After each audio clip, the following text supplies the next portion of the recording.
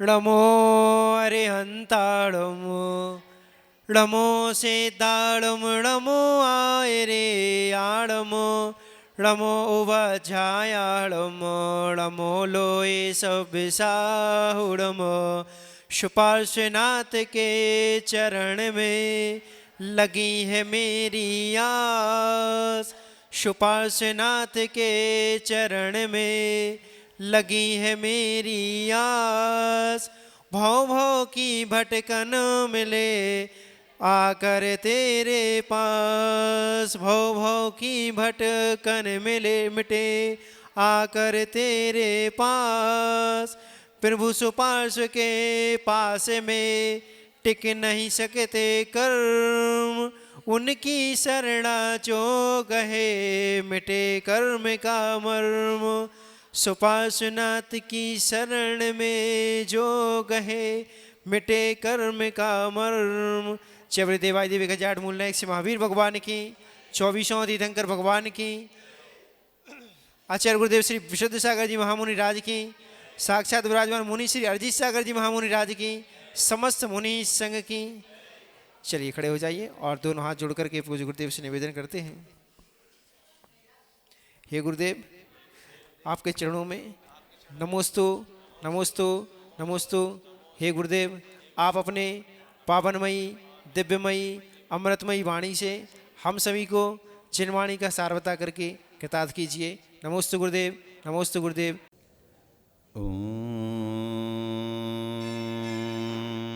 नमः सिद्धिभ्यः।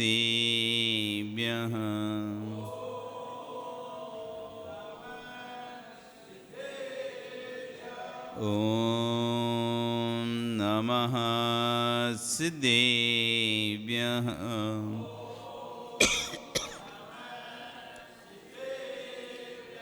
ॐ नमः सिद्धिभ्यः।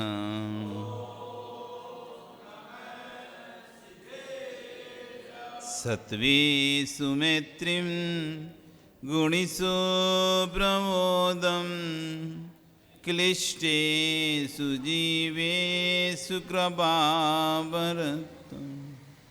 माध्यस्थभावं विपरीतवृत्तौ सदा ममात्मा विदधातु देवः।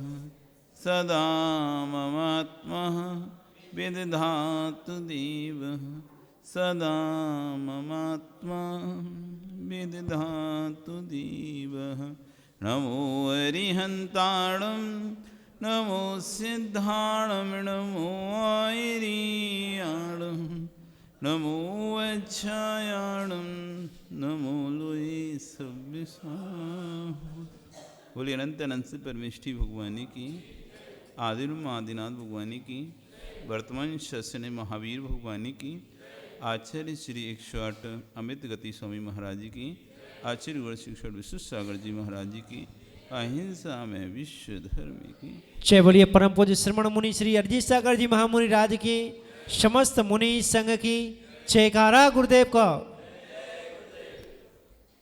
बंधु, वर्तमान शासन न्यायिक वर्धमान स्वामी के शासन में तीर्थंकर प्रभु की चरण विश्राम में बैठकर हम सभी जिन देशना का श्रवण कर रहे हैं। कल आचार्य भगवान यहाँ पर कह रहे थे कि हर घर में शास्त्र होना चाहिए। शस्त्र हटा दो, शास्त्र रखो, क्योंकि शस्त्र का उपयोग तो तुम अपने ऊपर ही कर पाओगे, दूसरे को नहीं कर पाओगे। जब भी कसाय आएगी तो सबसे पहले व्यक्ति शस्त्र उठाकर अपना ही घात करने की सोचता है, अथवा अपने लोगों का ही घात करने की सोचता है। दूसरों का घात नहीं हो सकता तुमसे। इसलिए अपने घर में से शस्त्र हटाओ और शास्त्र विराजमान करो। ये मत सोचना है घर में कोई पढ़ने वाला नहीं है, घर में कोई पढ़ने वाला नहीं है, क्या करेंगे विराजमान करके, ऐसा नहीं सोचना। आचार्य कह रहे हैं कि जब भी कोई मंदिर बनवाता है तो ये सोचकर नहीं बनवाता कि आज की 25 घर की समाज है या 30 घर की समाज है उस हिसाब से मंदिर बनवाए। वो 50 साल आगे की सोच के बनवाता है। भले किसी भी समाज में आपने देखा हो, छोटी से छोटी समाज भी होगी, वो भी उतनी जितनी है उतने शासन मंदिर नहीं बनवाई, वो भी बड़ा आगामी काल में कभी और लोग बढ़ जाएंगे तो फिर दिक्कत होगी मंदिर में रोकने के लिए। तो जब ये मंदिर बनाता तब ये सोच के नहीं बनवाता कि इतनी समाज और शासन बनवाएं और समाज को कहीं दिक्कत ना हो आगे, और जब परिवार बढ़ जाए तो सब आराम से शांति से बैठ सकें, भगवान की भक्ति पूजा करें। तो आश्चर्य करें, जब भी कोई मंदिर बनाता है तो ये सोच कर नहीं बना जाता कि आज 25 घर की समाज है, 50 घर की समाज है। वो विवेकी समाज होती है जो 50 साल आगे की सोचकर मंदिर का निर्माण करता है। घर बढ़ेंगे तो मंदिर में स्थान नहीं मिलेगा, सोचता है। ऐसी घर में जिनवाणी विराजमान करो, ये मत सोचो कि कोई पढ़ने वाला नहीं है। ठीक है, अभी कोई पढ़ने वाला नहीं है, क्या पता तुम्हारे वंश में कोई ऐसा पैदा हो जाए, तुम्हारे कुल में कोई ऐसा पैदा हो जाए। एक व्यक्ति, एक जीव ऐसा पैदा होता है पूरे कुल का उज्जवल कर देता है। कुल में एक जीव ऐसा पैदा हो जाता है पूरे कुल को उज्जवल कर देता है। कभी कभी एक जीव ऐसा पैदा हो जाता है पूरे कुल को नष्ट कर देता है। पता नहीं रहता कि जिस उज्जवल कुल कीर्ति जो आपने बना के चल रही है वो हमेशा बनी रहेगी आगे। कोई भी जीव ऐसा पैदा हो सकता है नष्ट कर दे। और ऐसा भी नहीं कि जिनकी कुल आज गालियां खा रहे हैं, हो सकता है उसी कुल में कोई ऐसा जीव पैदा हो जाए कि आज वो कलंकित कुल है, कल निष्कलंक कुल बन जाए। तो आचार्य कह रहे हैं कि हो सकता है कि तुम्हारे वंश में कोई ऐसा महापुरुष जन्म ले ले जो तुम्हारे घर में स्थापित ग्रंथों का स्वाध्याय करके निर्ग्रंथ बन जाए। आपके घर में जो आपने ग्रंथ रखे थे उन्हीं को पढ़कर उसकी भावना निर्ग्रंथ बनने की हो जाए। कहने का अंदर का रहस्य है, मंदिरों की जिनवाणी निश्चित स्थान पर है। हे ज्ञानी, जब कभी संस्कृति पर उपसर्ग होता है तो सबसे पहले लोग साहित्य और पुरातत्व की पर आंख उठाते हैं। जिस दर्शन के साहित्य नष्ट हो जाते हैं उसकी पूरी कुंडली समाप्त हो जाती है, पूरा इतिहास समाप्त हो जाता है। साहित्य से ही तो हमारा दर्शन, कोई भी किसी भी दर्शन के बारे में, किसी भी धर्म के बारे में आप जानना है तो उसकी पुस्तकों के बारे में सिर्फ जानते हैं ना अपन कि कितना प्राचीन है। ग्रंथों में, उनकी पुस्तकों में कहाँ से कब से लिखी गई हैं पुस्तकें, क्या उल्लेख है, कितने वर्ष पुराना उल्लेख है, इसी से पता चलता है किसी भी दर्शन का। आज आपका भी नामो निशान है, वो लिखा हुआ है तो है। यदि इतिहास से, डॉक्यूमेंट से, गवर्नमेंट के डॉक्यूमेंट से आपका नाम हटा दिया जाए, कोई अस्तित्व नहीं है आपका। कितना ही बोलते रहो हम ललित हैं, ललित हैं, कोई स्वीकार नहीं करने वाला। आप ललित हैं, डॉक्यूमेंट दिखाइए। आप अपना नाम बोल रहे हैं कि मेरा नाम ये है, तो क्या बोलोगे ऋषभ? सुनील क्या बोलोगे? संपत, कोई यदि कहे कि मेरा नाम अमुक नाम है मेरा, तो मुझसे क्या बोलोगे? आधार कार्ड दिखाइए, वोटर कार्ड दिखाइए, कोई आईडी दिखाइए, आपका नाम यदि ये है तो। वो चीख चीख कर चिल्ला रहा है तब भी आप नहीं मान रहे हो। कितना भी बोल रहा है, कितना भी लोगों को खड़ा कर दिया, तब भी आप नहीं मान रहे हो। आप सबूत दिखाइए, डॉक्यूमेंट दिखाइए। सरकार के उसमें डॉक्यूमेंट्स में आपका नाम है कि नहीं है? सरकार के कागजों में आपका नाम है कि नहीं है? बर्थ सर्टिफिकेट तो होगा, स्कूल का तो सर्टिफिकेट होगा, कुछ तो होगा तुम्हारा जिससे आइडेंटिफाइड होगा तुम ही हो। नहीं तो वैसे तुम स्वयं जिंदा भी खड़े हो तो भी तुम जिंदा नहीं मानेंगे। जीवित व्यक्ति भी खड़ा है, उसके बाद सर्टिफिकेट नहीं है अपना कि मैं वही व्यक्ति हूं, मरा नहीं हूं, कोई नहीं मानने वाला। और तुम्हारा मरने का सर्टिफिकेट बन गया, तुम खड़े रहो जिंदा। डेथ सर्टिफिकेट बन गया किसी का, बनवा लेते ना। अब जिंदा भी रहता है ना तो कोई उसे नहीं स्वीकार करेगा, क्योंकि सर्टिफिकेट, कागज जो है वही हमारा इतिहास है।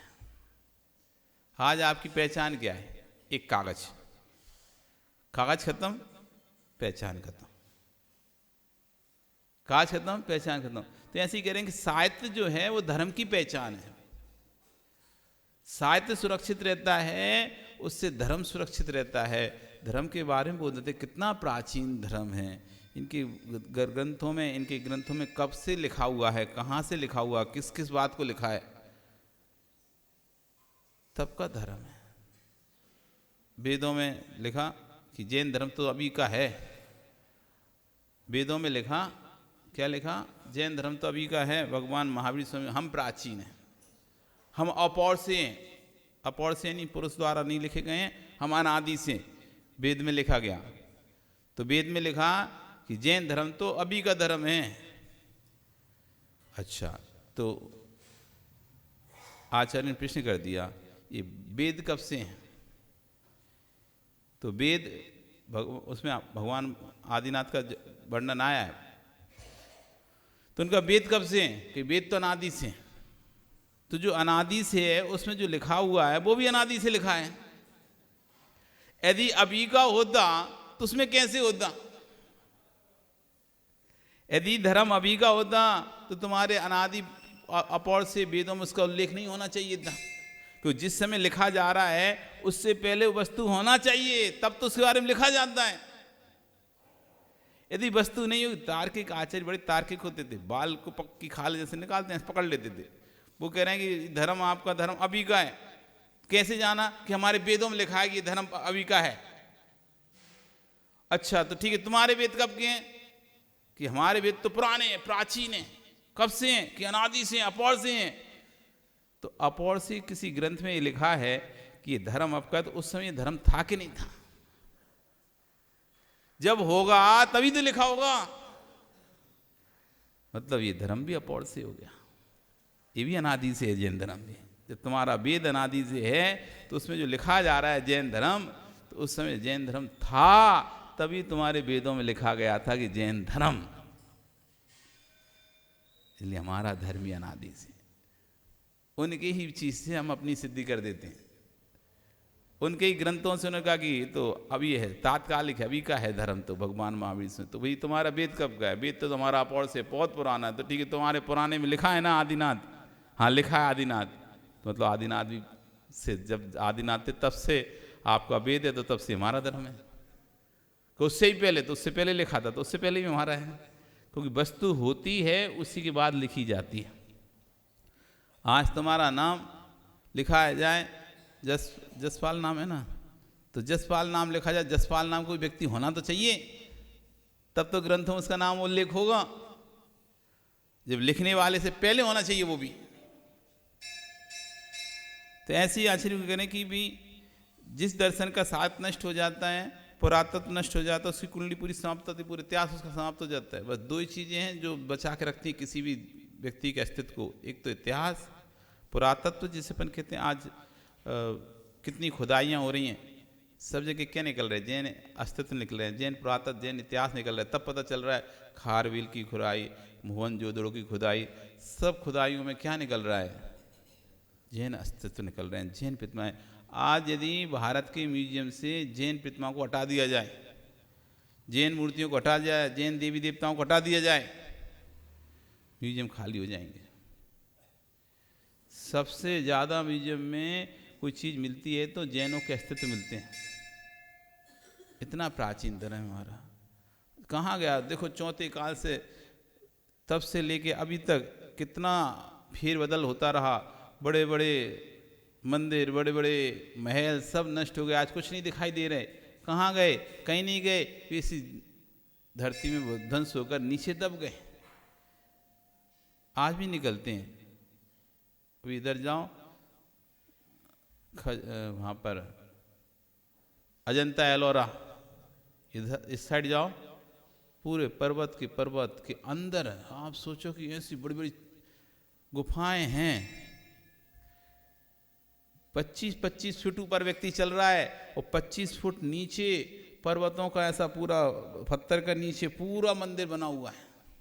और ऊपर से आप 25 फुट से ऐसे घूम के नीचे देख लो। मतलब ऊपर जैसे कुआं होता है ना, तो कुआं पे अपन खड़े होकर नीचे तक दिखते ना, ऐसे ऊपर से खड़े होकर नीचे देखो, पूरा नीचे फ्लैट है 25 फुट तक, और वही पत्थर के अंदर।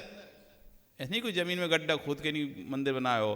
पर्वत को 25 फुट तक तोड़ा गया, तब जाके पूरा मंदिर की संरचना बनी हुई है। आप जाओ कभी, देखने में लगता है कि कुछ समय क्या कारीगरी होती होगी। आज तो कुछ भी नहीं कारीगरी। आज तो जो कारीगरी ऊपर ही है, नीचे तो है ही नहीं है। पहले के नीचे तक कार्य। एक रास्ते में गए थे, एक ऐसा मंदिर पड़ा था, नदी में मंदिर था। जब नदी खाली होती थी तो मंदिर दिखता था।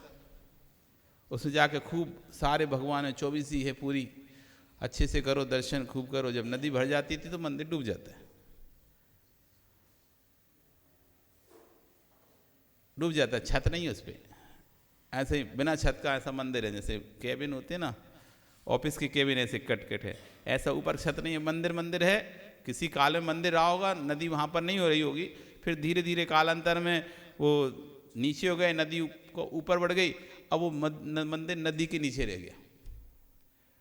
हम लोग दर्शन करें, जब गोमटेश्वर के बिहार गए थे, जब उस स्थान में गए थे तो नदी के बीच में मंदिर है। जब नदी बैठ जाती है, नीचे हो जाती है, तो मंदिर दिखाई देने लगता है। आप बिल्कुल बाकायदा ऐसे सीढ़ी से उतरे, नीचे गए और उतरे, जैसे छत से कोई नीचे उतरता ना, ऐसे ऊपर से नीचे उतरते और फिर उसके दर्शन करें। 24 है, बढ़िया, खूब अच्छी प्राचीन है, और फिर आ जाओ, पूरा मंदिर है। और जब नदी भर जाती है सो पानी आ जाता है, पूरा भर जाता है, फिर एक सा हो जाता है, फ्लैट दिखता ही नहीं मंदिर। तो इतने मंदिर बनाए, इतना सब कुछ किया है, यही तुम्हारा इतिहास है। तो आजीवन कह रहे हैं कि उनकी सोच बड़ी विस्तीर्ण। आज आपको ऐसे सुनाने वाले लोग मिल जाएंगे, ग्रंथों को बाहर निकालने को कहेंगे। ऐसे लोग मिल जाएंगे जो ग्रंथों को बाहर निकालने के लिए कहेंगे। उनकी सोच विस्तीर्ण नहीं है, वो समझ नहीं पा रहे हैं। घरों के ग्रंथ मंदिर में मत भेजो। आप घरों से ग्रंथ निकाल के मंदिर में भेज देते हो, मत भेजिए घर से निकाल के ग्रंथ मंदिर में। हाँ, मंदिर के ग्रंथ घरों में मत ले जाओ, पर घरों के ग्रंथ मंदिर में मत भेजो, मंदिर के ग्रंथ घरों में मत ले जाइए। अपने स्वतंत्र खरीद कर रखो घरों में। हर भवन में एक पुस्तकालय होना चाहिए, एक अपने घर में एक ऐसा स्थान और एक अलमारी होना चाहिए। जैसे यहाँ पे बना के रखे ना सजा के, ऐसे घर में एक सजा के अलमारी रखा होना चाहिए। अंदर का रहस्य है, अभी बताता हूँ। हे ज्ञानी, धर्म आयतन निश्चित हैं, वो सबके सामने है। धर्म आयतन तो निश्चित हैं, सबके सामने है। जब भी अटैक होगा तो इन पर होगा, एक निश्चित स्थान पर अटैक करेंगे और ख़त्म चीज़।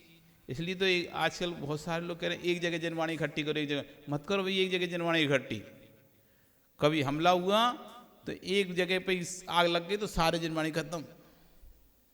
जगह जगह रखी रहने दो जनवाणी, जगह जगह रखी रहने दो जनवाणी, एक जगह इकट्ठी नहीं करना। ये जो एक जगह इकट्ठी कर रहे हैं जनवाणी, बड़ा खतरा है उससे।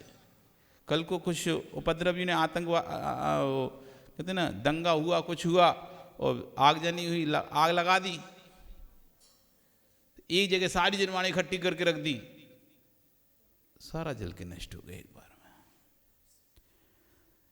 यदि जिनालयों और ग्रंथों का सारा साहित्य नष्ट हो गया तो जिनवाणी घरों में है तो बाहर निकाल कर, बाहर आकर जिन शासन को जयवंत करेगी। यही कारण है कि घर में पुस्तकालय बनाने का, इसलिए घर में पुस्तकालय बनाना चाहिए। 6 माह तक हमारे ग्रंथों की होली जलाई गई। अब वे ग्रंथ कहाँ से आए? हमारे स्तुति श्रावकों ने जो ग्रंथ घरों में सुरक्षित रखे थे, उन ग्रंथों से हमारे पास पुनः ग्रंथ आए हैं। इसलिए हे माँ, जैसे तू 50 साड़ियाँ सुरक्षित रखती हैं, इसी पर प्रतिज्ञा कर लो कि हम इस पर्याय में जब तक श्वास रहेगी तब तक अपने घर में एक जिनवाणी सुरक्षित करके रखेंगे। आश्चर्य, देखो आपके लिए बोल रहे हैं कि अपने घर में 50-50, 100-100 साड़ियाँ सुरक्षित करने के लिए तुम्हारे पास अलमारी है, उसकी देखरेख करने के लिए आप उसकी देखरेख करते हो, पर जिनवाणी के लिए कहाँ रखें? मंदिर भेज दो या पढ़िए फालतू। सीधी क्या यही बोलते हैं ना, फालतू पड़ी मंदिर में भेज दो, बेकार। अभिनय हो रहा, क्यों अभिनय हो रही है? तुम्हारी साड़ी तो बड़ी जम के रखी है, उसकी तो अभिनय नहीं हो, वो तो ऐसे वैसे नहीं पड़ी रहती, उसको तो बढ़िया और ड्राई क्लीन करा के पन्नी में और अंदर रख के रखते नहीं, पन्नी में, सफ़ेद पन्नी में डाल के, और ऊपर से कुनैन की गोली और डाल देते हो, आती ना गोल गोल सफ़ेद सफ़ेद गोली, बे डालकर खराब ना हो जाए, बढ़िया जमा कर रखते हो। कोई हैंगर में टांग के रखते हो, तो कोई पन्नी में रख के रखते हो, तो कोई आज बैग आता ना उसमें रख के रखते हो, रखते ही नहीं रखते, बढ़िया जमा के रखते नहीं अपनी।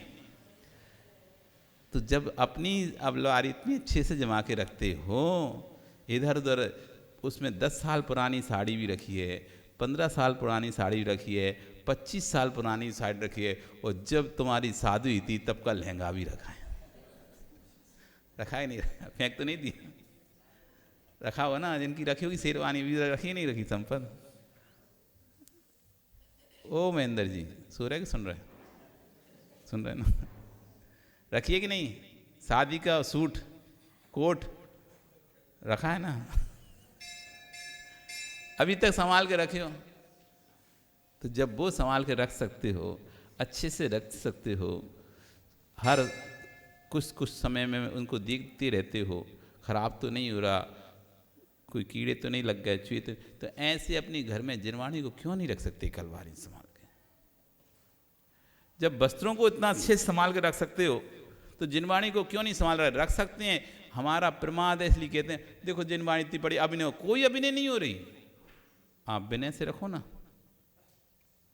क्यों अभिनय होगी? आप स्वयं ही विनय से नहीं रखते। कुछ यहाँ पड़ा है, कुछ वहाँ पड़ा है, इधर उधर नहीं। एक बड़ी व्यवस्थित अलमारी, इतना धन है, संपत्ति है, सब कुछ जमाने के लिए आप सामान खरीद देते हो, अलमारी खरीदते हो, डिब्बे डिब्बी खरीद लेते हो, तो एक जिनवाणी रखने के लिए अलग से अलमारी खरीद लो।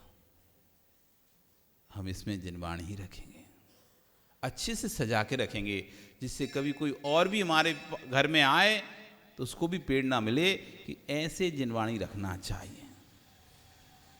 आप भी तो प्रेरणा लेके आए, दूसरे घर की अलमारी देखी तो उस घर में अच्छे से ऐसे साड़ी रखी, तो आप भी सोचे हम भी ऐसी रखेंगे। जब आप दूसरे घर में जाते हो और उसके घर की अलमारी देखते हो और वो सजा के और जमा के रखती है अपने कपड़ों को, तो आप भी सोचिए बैग में भी मंगवा लूँगी ऑनलाइन इन बैग, ये पन्नी हम भी एयर टाइट वाली पन्नी मंगवा लेंगे, ऐसी वाली मंगवा लेंगे, इसमें हम भी ऐसी रखेंगे। तो दूसरी को देख कर आती, तभी तो तुम्हारे अंदर भावना आती है। सपना तो में आता नहीं है अलग से कि कैसे रखना है। ये आप जो रख रहे हो अच्छे, तो दूसरे देख देख के रख रहे हो कि कौन कैसे रखता है, देखा है, आपको पसंद आ गई, फिर आप घर में आए, बेटा बेटी से बोला नहीं तो मैं ऐसी चीज़ मंगवा दो, नहीं तो पति देव के पीछे पड़ गए, खाना मुश्किल कर दिया, नहीं लाओ पहले तब चैन से खाने देंगे। तो जब दूसरे को देखते हो तो आप प्रेरित होते हो उससे। तो जब आपके घर में कोई आएगा और ऐसी सुंदर जमी ग्रंथों को देखेगा, कहीं हो सकता है उसका मन भी प्रेरित, भैया अपन भी ऐसी अपने घर में ग्रंथों को सजा कर रखेंगे, सुरक्षित रखेंगे। हो सकता है भाव, जब और चीज़ के लिए भाव हो सकता है तो इस चीज़ के लिए भाव हो सकता है, क्योंकि आपके घर में आदि सामग्री, आदि से अधिक सामग्री ललित विश्वास मानो दूसरे घर को देख कर आई है। तुम्हारे घर में जो सामग्री है, ये देवियाँ जाती हैं नमस्कार करने, नमस्कार करने नहीं जाती, ये देखने जाती हैं इसके घर में क्या क्या क्या नया है। कोई नया चीज़ दिख जाए फिर देखो ये तो अपन को भी लेना। अच्छा माता दिखता है कुछ, जब आप नमस्कार बंद करने जाती हो, सिर्फ नमस्कार आंख बंद करके ऐसे नमस्कार बंद करती हो कि तो दर्द भी देखती हो हैं, कैसे करती हो? नमस्कार मंडली है ना, कितनी सारी मंडलियाँ, 15, 20, 25, 30, 40 मंडलियाँ तो होंगी नमस्कार मंत्र की। तो ये नमस्कार मंत्र की मंडलियाँ आप करते हो नमस्कार दूसरे घर में जाके, या भक्तांबर की तो एक ही है ना, नमस्कार की ज़्यादा। तो नमस्कार की मंडली तो जाते हो तो आंख बंद करके ऐसे बैठ के पढ़ते, कैसे पढ़ते, कैसे पढ़ती माँ? वहाँ भी ऐसे आंख बंद करके बैठती रहती हो कैसे, नमो अरियंताड़म नमो सिद्धाड़म, तो पूरे में ऐसा 360 डिग्री में घूमता है ऐसा पूरा चेहरा ऐसा 360 डिग्री में घूमता है कि कहाँ क्या कहाँ रखा है। 3 दिन 4 दिन तुम गए हो किसी के यहाँ और कोई चीज़ वहाँ से हट जाए तो तुम तुरंत पूछ लो क्यों वो सामान रखा, तो कहाँ गया यहाँ से, मिसिंग है। तुम्हें याद रहेगा कि यहाँ पर ये सामान रखा रहता था इनका, आज मैं पिछली बार नमस्कार बंद कराया था वहाँ पे एक सामान रखा था, वो कहाँ गया पूछ लोगे तुम्हें इतना कैसे याद रह गया? वो 360 डिग्री तुम जितनी देर घंटे भर बैठे रहे ना, वो तुम्हारी गर्दन घूमती रही, हाँ स्कैन होता रहा घर में। और कोई चीज़ अच्छी लगी पूछ ली ये कहाँ से लाई बहन, अच्छा कितने रुपए की है, हाँ ठीक है। अब दिमाग में पूछ रख लिया, घर जाके पति देव से फरमाइश चालू, ये चाहिए ये चाहिए। तो आधे से ज़्यादा सामान आपके घर में दूसरों के घरों को देखकर ही आया है। आपको लगा ये अच्छा है, घर इससे व्यवस्थित रहता है, सामान व्यवस्थित रखा जाता है, डिब्बा डिब्बी हो, चाहे कोई सामान हो, चाहे कुछ भी वस्तु हो, खाने पीने की वस्तु हो, रखने की वस्तु हो, 100 पीस की वस्तुएं, वो सब आप दूसरों को देख देख के आए और उसके बाद अपने घर में। तो ऐसे ही कह रहे हैं, घर में जिनवाणी को रखो, घर में पुस्तकालय होना चाहिए। जैसे 50 साड़ियाँ सुरक्षित रहती हो, ऐसी प्रतिज्ञा कर लो कि अपनी पर्याय में जब तक श्वास रहेगी तब अपने घर में जिनवाणी सुरक्षित करके रखेंगे। एक ग्वाला जिसने जिनवाणी को सुरक्षा की थी, उसने लिखते नहीं बनता था, पढ़ते नहीं बनता था, परंतु उसे इतना मालूम था ये ग्रंथ है। उसने कोठर से उठा करके बीतरागी पदनंदी नामक मुनिराज को भेंट किया था। ग्रंथ के दान के प्रभाव से वही ग्वाला कौंड कौंड कुंद कुंद बना। श्रुत में निबंधन है कि जो श्रुत दान देता है वो भविष्य का ज्ञानी होता है। जो ज्ञान दान देता है भविष्य का ज्ञानी होता है। जो आहार दान देता है वो भविष्य में दरिद्री नहीं होता है।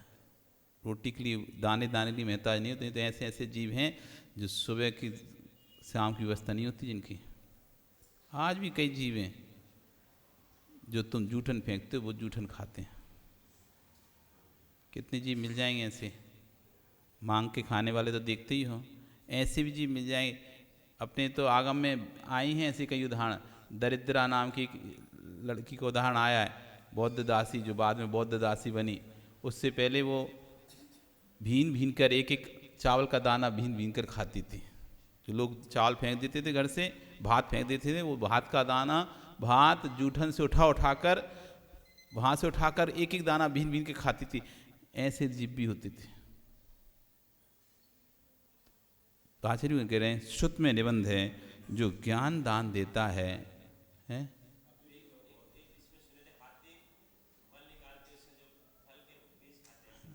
वही तो बता रहे हैं कि कैसे कैसे जगत में दिए। तो आचार्य कह रहे हैं जो श्रुत दान देते हैं वो आगामी काल में शुद्ध केवली भविष्य के ज्ञानी बनते हैं। जो आहार दान दिए हैं, आपने बहुत आहार दान दिया है पहले कभी, इसलिए आपको आज भोजन की कमी नहीं है।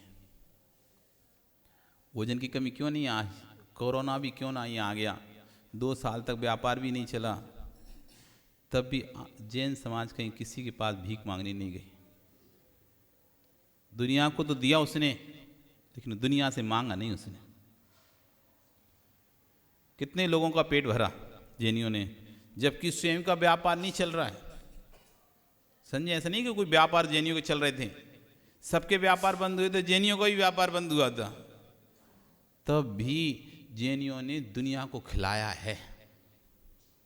आप देख लो कितना दान दिया है कोरोना काल में, कितने लोगों का पेट पाला है, कितने लोगों भरण पोषण किया है जैनियों ने, सर्वाधिक। 21 बल पर इन्होंने पूर्व में आहार दान दिया था, उसके प्रभाव से भूखे नहीं मरे, भूखे मरने की नौबत नहीं आई। अभय औसत दान दिया तुमने, साथ तुम निरोगी बैठे हो। जो निरोगी हैं, स्वस्थ हैं, विश्वास मानो पूर्व का, जिन्होंने वैयावृत्ति किए साधुओं की, पूर्व में औषधि दान दिया है, ऐसे व्यक्ति बलिष्ठ शरीर मिलता है। ललित, हर कोई को नहीं मिलता, हर कोई को हष्ट पुष्ट बलिष्ठ शरीर नहीं मिलता।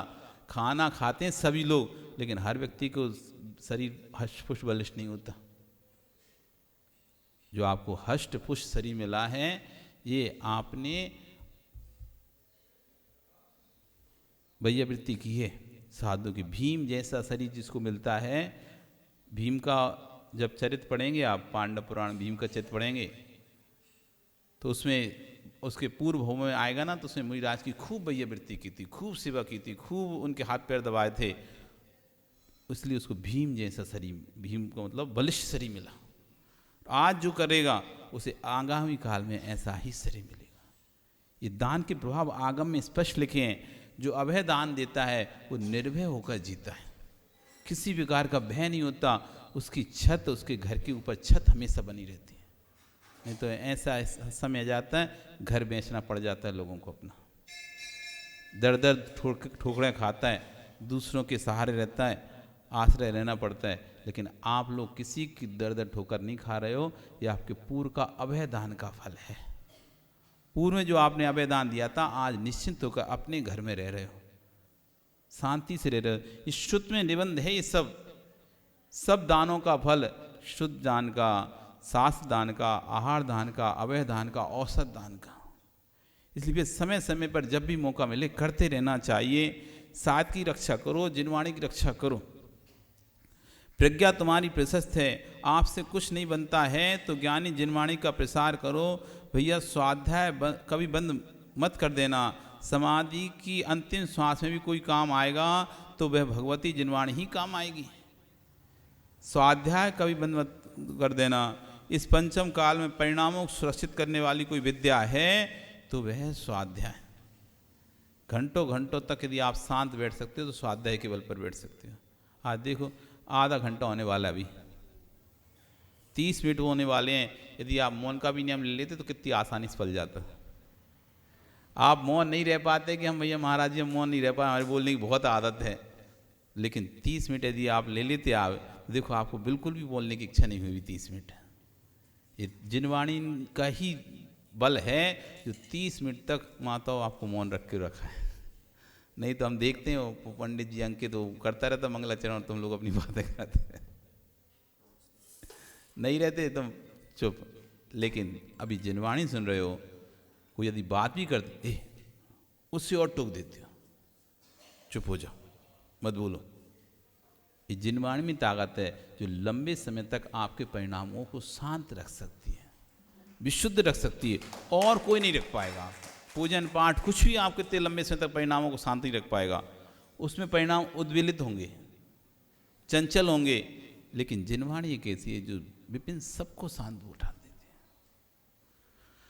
इस पंचम काल में परिणाम सुरक्षित वाली कोई विद्या है, उसका नाम स्वाध्याय। बहुत खोटा काल चल रहा है भैया। यदि आपका आपस में धर्म वासल नष्ट होने लग जाए तो आप धर्म में कैसे स्थित रह पाओगे? कोई तो अवलंबन चाहिए, उसका नाम है जिनवाणी। इसलिए स्वाध्याय करो, घर में जिनवाणियों को रखो। आज आपका समय हो गया, कल फिर आओगे, कल फिर आओगे पर्याय रही तो फिर चर्चा करेंगे। लेकिन अपने जीवन में दान भावना बना के रखो, जिनवाणी का स्वाध्याय करते रहो। बोली भगवान महावीर स्वामी की।